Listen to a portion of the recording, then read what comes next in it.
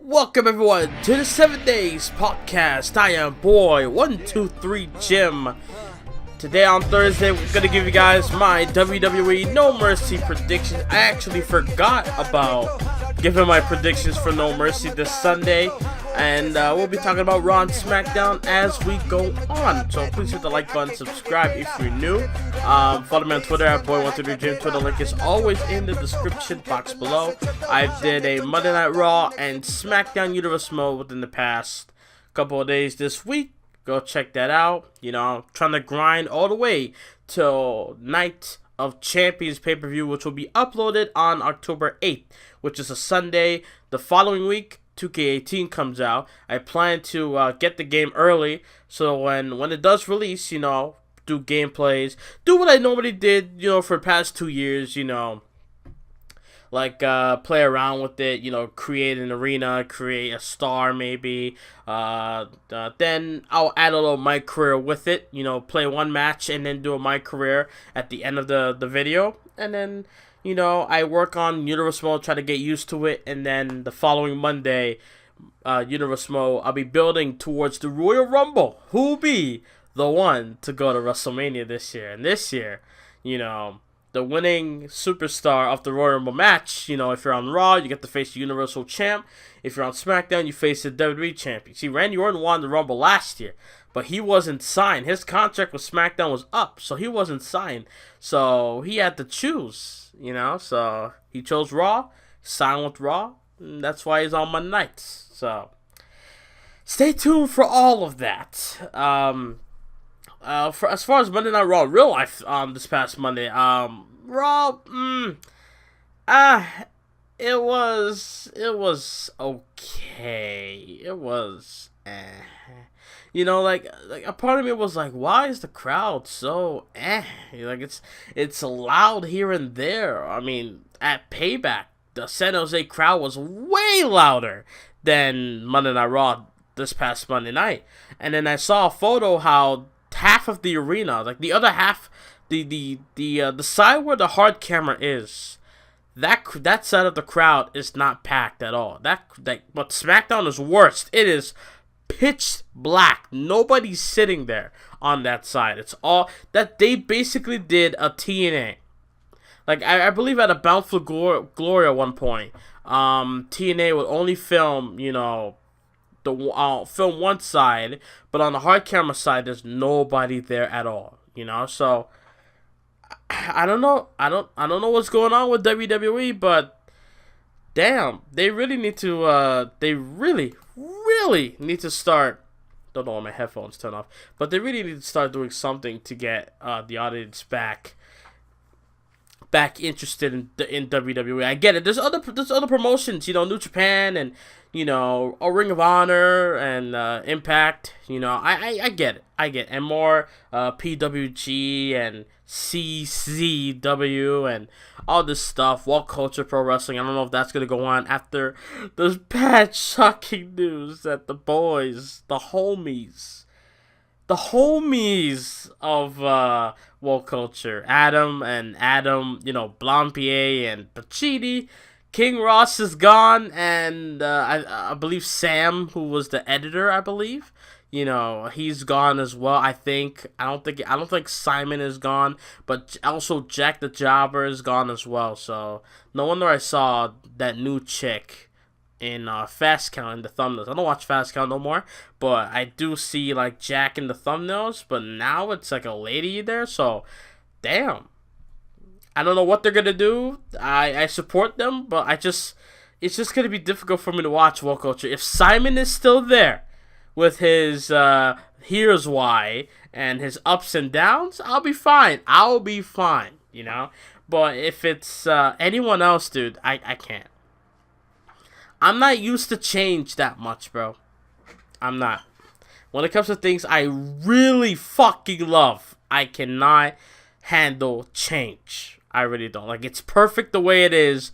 Why change it? You know? But I guess they want to leave or someone let them go. I don't know. I don't know the situation. I hope there's more news on that, but we'll have to wait and see, dude.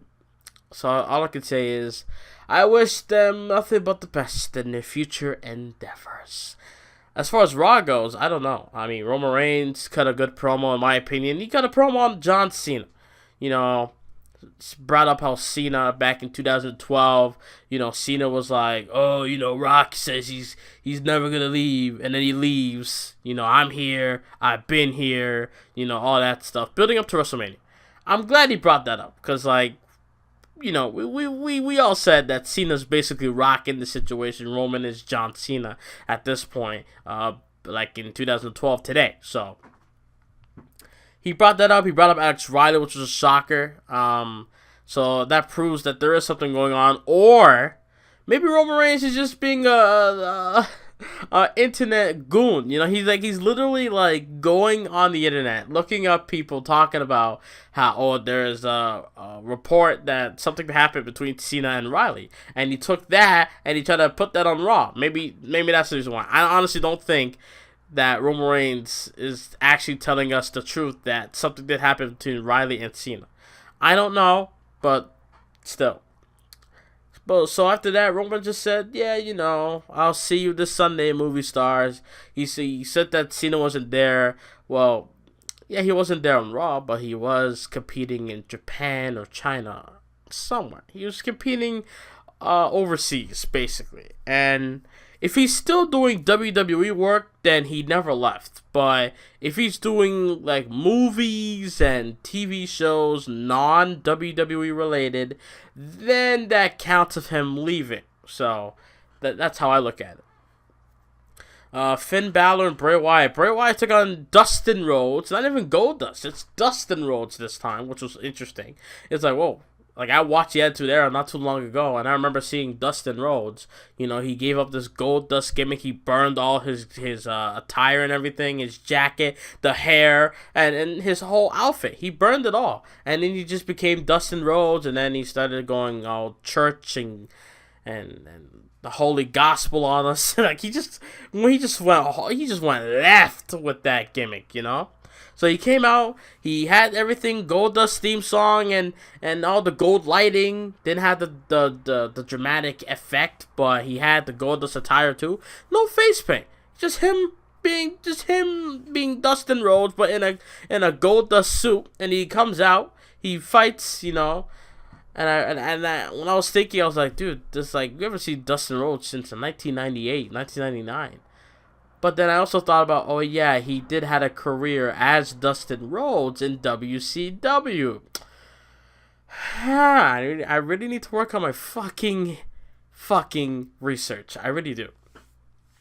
But Bray Wyatt won. Finn Balor had a promo on Raw. All the kids would go play outside, play games. I was trying to figure out how to be a demon. And this Sunday, No Mercy, you're gonna find out. And I got a question for you, Bray. What is more dangerous? The guy that plays as a demon, or the guy that's behind the demon? Something along those lines. You know I'm right, but something along those lines. Balor said that, and yeah, can't wait to see what's gonna happen this Sunday at No Mercy. Simple as that. Jordan became number 1 contender for the IC title against Miz. Now, I kind of expected Jason Jordan to win this match. I really did. I was like, maybe this is the time where Jason Jordan's going to become number 1 contender for the Intercontinental title. Because Miz and Kurt Angle are going at it still. So I think Jason Jordan was going to be in this situation. Plus, he had 2 great matches with Cena and Reigns. So I can't really be like, why is he getting this shot now? I'm upset. It's like, it doesn't really bother me. It's like, who's there to fight it for the IC title? I mean, Jeff Hardy. I would love to see that again, but I don't know. I didn't really think they're going to go that route again. Matt Hardy? Nah.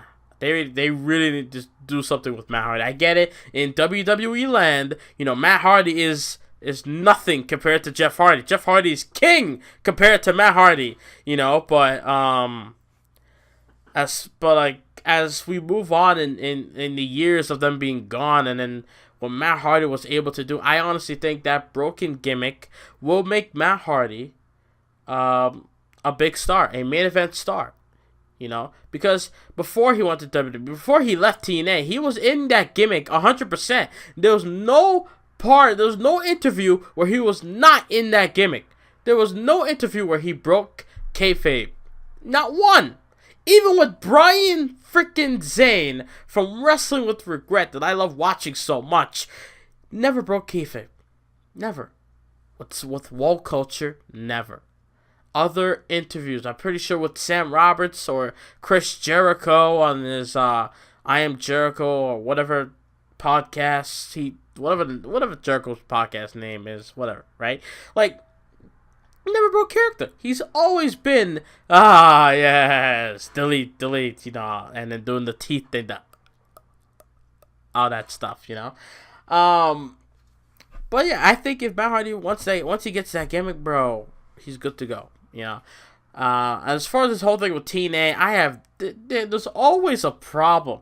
Right when you think maybe they're starting to come up now, maybe they start taking a good direction. They're not gonna start suing the wrestlers if they have their gimmick that they created under the TNA and GFW banner, and they try to take it out elsewhere on TV like WWE or New Japan, right?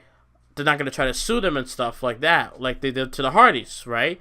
So I'm thinking, okay, maybe that's a good start. Maybe they should just change their whole management ideas, their plans, everything. Just change everything and see how it goes, right? And then we hear things about Jeff Jarrett and drinking and him leaving or taking a temporary leave from GFW or Impact for that matter. Jeff Jarrett still owns GFW, never gave the full name rights to Anthem, all that. It just, whenever you think, I don't know. And Jim Cornette not going to show up at Bound for Glory in Ontario, in Ottawa, Ontario. They should have came to Toronto. I'm just saying. I would have came through to an Impact show. I would have. But guess what? Nah, you good. It's like, you know what? Let's go to Ottawa. Fuck Toronto. What? That's basically Impact telling me that. You know what, Jim? You say that you're a fan, but in reality you're not. You're not watching our shows. You haven't watched our show since Destination X. You don't think I know that? That's basically Impact, They're like, you know what? No, fuck you. You don't deserve our show, Bound for Glory. Just go watch it online like everyone else does for free, like you did last year.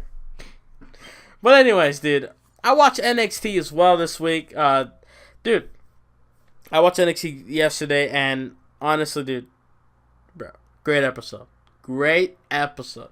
I haven't watched the ending, but I know what happened because I skipped sometimes in the show. I came to a point where I wasn't really interested in watching the main event match. I know it was great. I just didn't really felt like it, but maybe one day I'll go back and watch it. But I know McIntyre got involved, the Undisputed Crew, I should say, and Riley, Fish, and Cole, Adam Cole, baby, right? Like, all of them had a little scuffle with the mustache dudes and Tyler Bate and Trent Seven, and then, or Severin. Is it Seven or Severin? I don't know. I'm thinking Dan Severin now. Either way, right? They had a scuffle, and then they're just standing tall, and then McIntyre come through, and then I see Killing and Dan involved, and I'm like, what's going on? That's what I get for skipping. So I'm gonna have to go back and see everything. But yeah, besides that, everything else was great. The Aleister Black segment with the Velveteen Dream.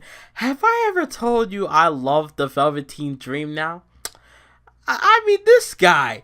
I love people that's so into their gimmick. Like, ridiculously. Like, they're into it like if they made it their own. Like a Goldust back in the 90s. You know how he went full in, acting all homosexual type shit. Like he went all in. Rubbing man's in the dirt, like everything. Kissing dudes, like shit. He went in. That's what I mean. I mean, like, you go into your gimmick, no hold barred, no hold back. You can't hold back. You can't hold back in your gimmick, basically. Like Matt Hardy, like I said earlier, he goes full into his gimmick, 100%. No holds barred. He does not hold back for anything. Velveteen Dream does that tonight. Yesterday, I should say. Right? Aleister Black speaks, saying it took him 15 years, all the tattoos he has on his body are scars, or, reminds him of his past and how he came to NXT now, and his NXT days are not over. They're barely just starting, and I'm pretty sure he's planning to get that NXT title. Drew McIntyre, I'm looking at you. And then the Velveteen Dream comes out and says, the darkness needs to move into the light, or something like that. And then after that, he just went on and on and on. I can't even remember word for word, but he went on and on and on. And then he said, look, I can tell you have fear. You're afraid of fear. And, I mean, you have heart, but it's just in the wrong place. So, Black he does the Black Mass. He kicks the damn microphone off his hand. And then he sits down in his signature sitting position. And then Velveteen Dream, this boy got on his knees. It's like he got shot in his back, and he's being dramatic, and he dropped on his knees, and he just collapsed. But Velveteen Dream literally drops on his knees, and then freaking goes directly to his face, and then slithers out like a damn snake, bro.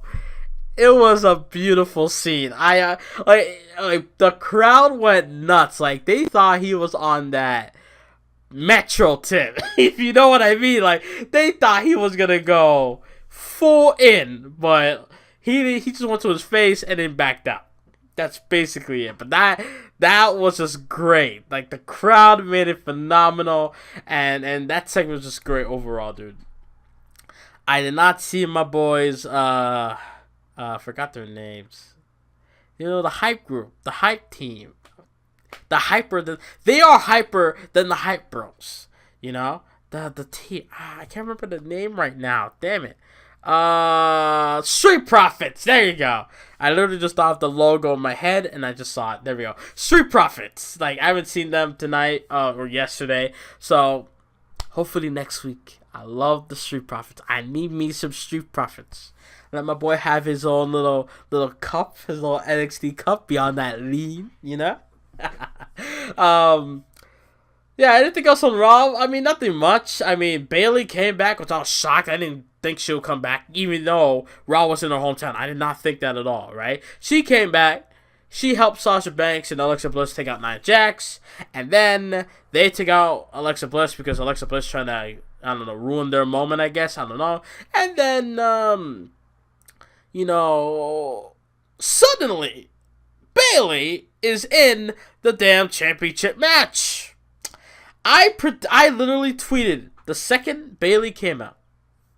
I said, watch Bayley be added to this championship match.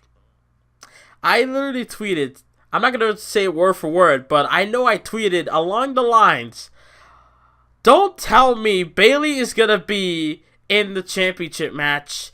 Don't tell me they're going to make it a fatal 5-way or something like that. And then I was busy doing something when Cesaro and Sheamus, Seth Rollins and Dean, and the club are having a triple threat tag team match. And then I come back, I go on my phone on Twitter, and I see WWE on Twitter posting that Bayley has been added to the title match, so now making it a fatal 5-way. Okay. I'm not gonna be like everyone else that's gonna be like, fuck Bayley, why is she in this match? Fuck this, fuck that, da da da da, blah blah blah. No. Now, I'm not gonna say, oh yes, Bayley's in the match, I love it. I honestly don't know how to feel. It's like, It's like a part of me is kind of like, no, just the match the match was interesting. He had Emma, who could possibly win. Alexa Bliss could possibly retain. Nia Jax, who's kind of been on the roll as of late, could possibly win. And Banks could win back the title. But now, we got Bayley in the mix. Why? Now, some people might say, oh, she was supposed to be in the title match against Bliss, but, she got hurt.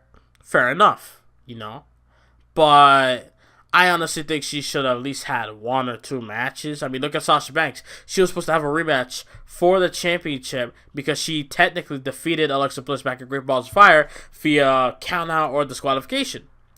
And they made Sasha Banks jump hoops, just to get a title match at SummerSlam. So they should have let Bayley fight, I don't know, Banks again, or maybe fight Nia Jax again, or maybe even fight the champ or Emma. Someone in the match has to face Bayley just for Bayley to be added into the match. I would have done that instead of just handing her the damn title match or the spot to be in the match at the pay-per-view. Now the match is going to be less interesting because Bayley's in it. And Bayley's not getting a good reception like how she did before. This is why I made a video like last year, or at least 11 months ago, that Bayley isn't the same. I called it before everyone else did. I said that Bayley isn't the same. Now, yes, granted, I may have judged way too early because she's been on Raw for like 2 months at that point. But still, I said that Bayley isn't the same. She's not how she is, She's not that interesting. She's not doing much, Like it's just she's not how she was in NXT. That's basically what I said. And looking fast forward now, she's worse than I thought she would be. Dude, she got destroyed at Extreme Rules. She was made to look like a chump many times. She got punked out many times. Like, I don't get it. And then now she's back. Unless she's gonna come back being serious, which I doubt it because I saw her dancing with Sasha Banks after they beat up Alexa Bliss. So she's not gonna be coming back being all serious. So I don't know. Besides all that, we had Enzo Amore come out cutting his promo about Neville, and then got his ass whooped by Braun Strowman. Braun Strowman had a segment with Brock Lesnar. Great segment. I'm not going to try to repeat word for word what they said. All I know is, dude, Brock in the end said Suplex City, bitch. Now that's starting to get a little old. I don't know how. I mean, yeah, it's still cool when he says it, but if you look back at it, it's like, okay, he said Suplex City like the last other time. Okay, like, dude, I don't know. I'm just tired of him doing suplexes only. It's annoying. It's been annoying for fucking 3 to 4 years now. Let him do something else. Let him actually wrestle. Or, I don't think it's WWE that's doing that. I think it's Brock himself. I think Brock is like, you know what, Vince? I'm gonna cut back on my my moveset. I'm just gonna hit suplex. I don't care what kind of suplex. Majority will be German, but it could be a vertical suplex. It could be a gut wrench suplex. It could be I don't know, something suplex, fisherman suplex, bed to belly, bed to back suplex, side suplex. I don't know. Deadlift, gut wrench, suplex, all of that. Think of that. Think of all the suplexes, right? Brock will do at least some of them. Like, it's annoying. Like, again, I said it before, Brock Lesnar is all hype, no substance nowadays. Before, if in the early 2000s, you're damn right Brock Lesnar can deliver. Can Brock Lesnar deliver today? Yes, he can. But as far as him doing suplexes only, looking back, it's just annoying. It's just sad, That's why I'm hoping Braun Strowman takes the belt off of him at No Mercy. That's all I hope. That's all I hope, that he takes the title off of Brock Lesnar. That's all I hope. I think that's it for Raw. SmackDown Live, Jinder Mahal made I like to say stereotype, not racial. I guess stereotype is kind of another term for racial. I'm not smart, okay?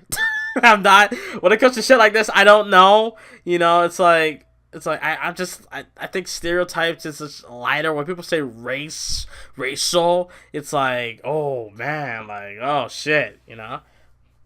Okay, so what he said, you look the same. Really? That's what people are upset about? He look the same? You know, Shinsuke Nakamura can't just come back and say something about Indians. I don't know, how they stink, how their curry fucking smells like ass, or something along those lines. Or like someone's in the fucking building about to snipe their ass with the fucking red dot on their head. Like Nakamura could have made a joke like that. So easy. You know, but that's why, like, stuff like this, dude, doesn't really bother me. Like, I let it over my head. I let it get it over my head. Because I didn't really notice at first. But when people brought it up, oh, he said he looked the same. It's like, oh, okay. Doesn't really sound bad. I mean, it's not like on the level of a white guy saying nigger to a black guy. You know, it's not the same. It doesn't feel the same. So, okay, he looked the same. Gazera! Okay, wow. People just get upset about the weirdest things, bro. That's all I can say. The weirdest things. Oh, he said we look the same. Go watch South Park if you want racism, bro. Go watch South Park. If I still can't get the words Ching Chong Ming Ming out of my fucking head, dude. South Park is the most racist, ridiculous. Like, how do they get away with stuff like the things that they do is beyond me. But dude, if you're worried about racial shit, go watch South Park, and then yeah.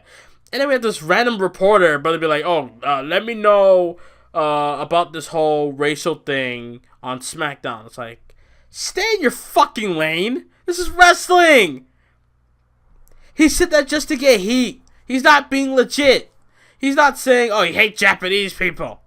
Oh, you look the same. No. It's a character on TV being a massive dickhead as much as he can be to get everybody boo him. That's his job. He's supposed to make people hate him. I don't know. Everything else, Kevin Owens, great promo. Shane McMahon, decent promo. I knew Ty Dillinger was going to get involved. Like I said last week, Ty Dillinger was going to get involved in the U.S. title match. Before the match even started, he did. And then I assume now we're going to get a triple threat at Hell in the Cell. I called this 2 weeks in advance, bro. I called this 2 weeks in advance. So, you can thank your boy. And finally, we had Charlotte come back. Charlotte came back, and she's like, you know, she's talking about her book, Second Nature, you know, all that good stuff. And then how her daddy is fine, you know. He's coming back. He's making a comeback, you know. Charlotte looked good, as always. And then Natalya. Natalya comes out. Actually, no, let me take back that side, because what I'm about to say later on, I'm gonna side for it. So Natalya comes out. She's like, "Oh, let's talk about women." You ever know where you ever had that feeling where you want to appreciate something and then someone has to go fuck it up and make you hate it, or make you dislike it, or make you not appreciate it no more? That was basically what Natalya was doing to me. She was like, oh, let's come on, talk about the women. Yeah, you know, the Mae Young Classic. Yeah, guys, give it up, give it up. You hear them cheering, Charlotte? Really? I don't need you to tell me all that. I don't need you to say that. Shut up. Why are you coming at me? Why are you coming at everybody saying, oh, yeah, the women, yeah. You know, I appreciate the women busting their ass every week. I appreciate that. I appreciate the fact that the women have made me realize that they can fucking go in the ring instead of me just looking at them like they're fucking eye candy. I I appreciate that. I don't appreciate somebody taking my appreciation for granted. Someone's taking my appreciation and just throwing it on the floor and stomping on it, bro. That's basically what Natty did. I appreciate all the women in the Mae Young Classic. You know, they live in a dream, competing in WWE overall, and then Natty has to come out and repeat that, and then be like, yeah, women, yeah, this and that, yeah. It's like, shut up. And then she talked about herself, brings up the title. Charlotte challenged her for the title, and then Becky comes out. God, I love Becky Lynch. No, and I wonder why she's getting pushed to the universe mode. Anyways, Becky Lynch comes out, and then she says Natty needs to be quiet. You know, Charlotte and Natty and Becky has something in common, that they want the title. Becky wants the title to come back to the originator of that women's championship of SmackDown Live, and Becky Lynch. And then Naomi came out, and then here we go. Here comes Lana and Tamina, or Tamina. And then after that, you know, Lana was like, Natty, we appreciate you and the women thing, yay. And then Natty was like, thank you, Lana. And then Lana was like, all right, relax, bitch. Okay, you being a crazy ass cat lady. All right, we're after that title. It's Tamina's time. Okay. And then, well, Daniel Bryan comes out, and he's like, Natty, you're going to defend the title at Hell in a Cell in a match against the winner in a Fatal 4 match. Will be Tamina, Becky Lynch, Charlotte, and Naomi. And then that main event at the show. Great idea, because there was nothing else to main event the show with. That happened. And then, yeah, Charlotte won. And I tweeted out early in the show, Natty versus Charlotte needs to happen. It needs to happen at Hell in a Cell. It felt right to me at the moment, and it still does right now. And I'm glad they made Charlotte win that match. So, SmackDown and Raw, to me, both sucked.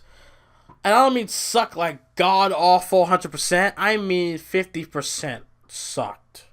Like, there was half of me, it's like, yeah, I enjoyed this part of the show. And then it's like for both shows of Raw and SmackDown. And then like other half of me was like, I'm glad I didn't make a review video for this. But, yeah, that's basically my whole take on Raw and SmackDown. NXT, same shit. Not same thing. NXT was better than Raw and SmackDown as always. You know, NXT had Johnny Gargano start the show against Tino Sabatelli and the other dude in the corner. You know, great match to begin the show. Bianca Belair versus Lacey Evans. That was a great match. A good match on NXT. And then the amazing segment of Aleister Black and the Velveteen Dream. Now let's get into the predictions of WWE No Mercy. I'm going to think of the match card on the top of my head. Shit. Let me see. WWE No Mercy. Okay. So, WWE No Mercy, the match card. Well, let's see. We got John Cena versus Roman Reigns. We got Braun Strowman and Brock Lesnar. You know, that's the two main events of the show. We got Fatal 5-Way, and we got a tag title match. Also, Balor versus Wyatt and Miz and Jordan and Enzo and Neville, and yeah, all that good. So let's just get this out of the way real quick. Fatal 5-Way. Who do I want to win? I'm feeling a Sasha Banks more, but I'm gonna go with the Shocker. I want to go with the Shocker because, honestly, they need a shocker in this match. They really do. This match, I can tell this match is going to suck, but Fatal 5-Way for the women's title, I say Emma wins. Nah. That's crossing the line. I'm going to say Nia Jax becomes champ. She's not like most girls because she's going to be the champ. Trust me. So Nia Jax, I choose to win this match. Tag title match. Obviously, Death, known as Seth Rollins and Dean Ambrose, will retain the tag titles. Fuck you. Sami Zayn and Cesaro, you know. What other matches there? Jordan versus Miz. Well, let's see. We got Miz. We got Jordan. Miz will retain the Intercontinental Championship. If Jason Jordan wins, I'm going to be shocked as hell. Just saying. I'm not going to be upset. I kind of want to see Jason Jordan in this spot go after the Intercontinental Championship, you know? I kind of do. So, I mean, yeah, the storyline of him being Kurt Angle's fake son, and this and that, you know, all that good. I think Jason Jordan could have been number one contender for that championship without that storyline, at least one day in his career. I didn't think it would be so soon, but anyways. We got Neville taking on Enzo Amore for the Cruiserweight Championship. I'm going to go with Neville. Now, I was going to say Enzo, but then I'm thinking, I think they're going to have a rematch at the next pay-per-view, which will be TLC for Raw. So I think Neville's going to walk out with that Cruiserweight title.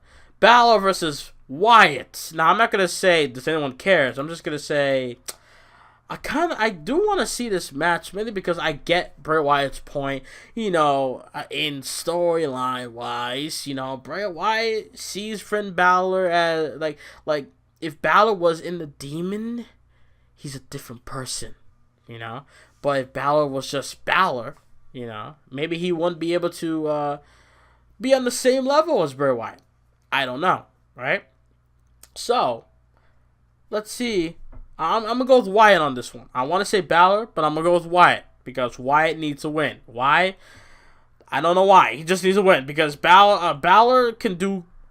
I think Balor can bounce back from this loss. I honestly think, you know, but Wyatt, I think he's going to need it because he's not going to do shit after this feud anyway, so, we got Cena taking on Roman Reigns, the big dog, versus You Can't See Me guy. I'm going to go with Roman Reigns because I do see Roman Reigns winning this match. I don't see Cena winning at all. Cena's leaving. Why would he win?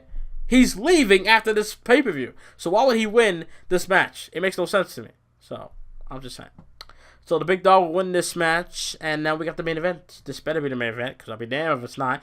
The Beast taking on the Monster Among Men. The Universal Champ versus the Challenger. And Braun Strowman versus...